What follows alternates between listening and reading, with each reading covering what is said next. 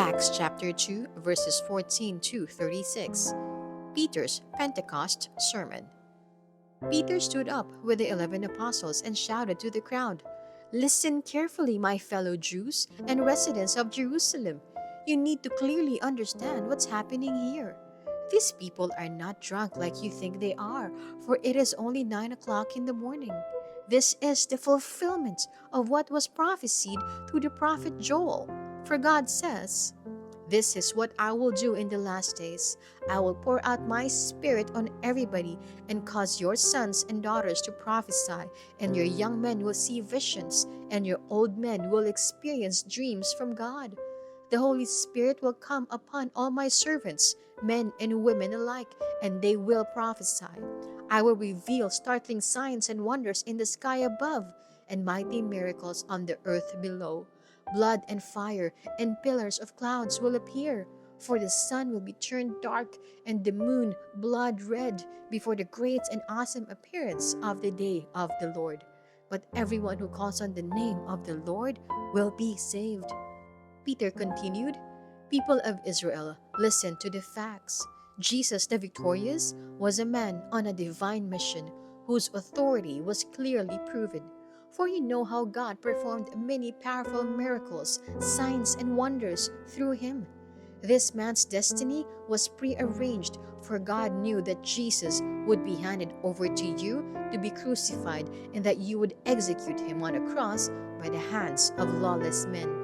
Yet it was all part of his predetermined plan. God destroyed the cords of death and raised him up because it was impossible for death's power to hold him prisoner. This is the very thing David prophesied about him. 'I continually see the Lord in front of me. He's at my right hand, and I am never shaken.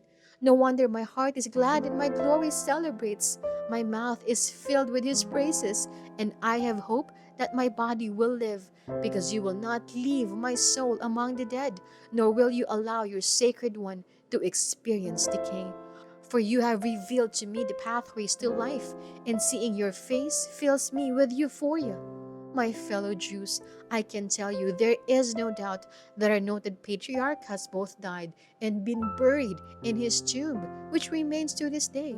So you can see that he was not referring to himself with those words. But as a prophet, he knew God's faithful promise, made with God's unbreakable oath, that one of his descendants would take his throne. So when peering into the future, David prophesied of the Messiah's resurrection, and God revealed to him that the Messiah would not be abandoned to the realm of death, nor would his body experience decay. Can't you see it? God has resurrected Jesus, and we all have seen him. Then God exalted him to his right hand upon the throne of highest honor, and the Father gave him the authority to send the promised Holy Spirit, which is being poured out upon us today. This is what you're seeing and hearing. David wasn't the one who ascended into heaven, but the one who prophesied. Yahweh said to my Lord, 'I honor you by enthroning you beside me until I make your enemies a footstool beneath your feet.' Now everyone in Israel can know for certain that Jesus, whom you crucified, is the one God has made both Lord and the Messiah."